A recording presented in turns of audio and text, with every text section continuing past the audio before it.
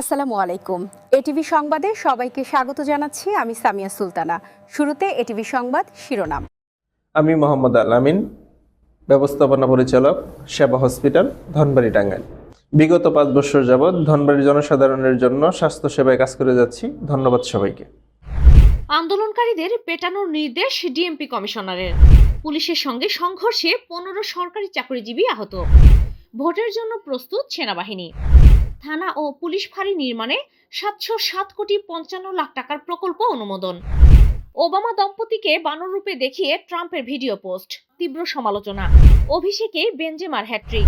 স্পর্শকাতর বিষয়ে কথা বলার জন্য সঠিক সময় প্রয়োজন। বুবলি। সঙ্গে থাকার জন্য ধন্যবাদ। পরবর্তী সংবাদ দেখার আমন্ত্রণ জানিয়ে এখনকার মতো শেষ করছি। আল্লাহ হাফেজ।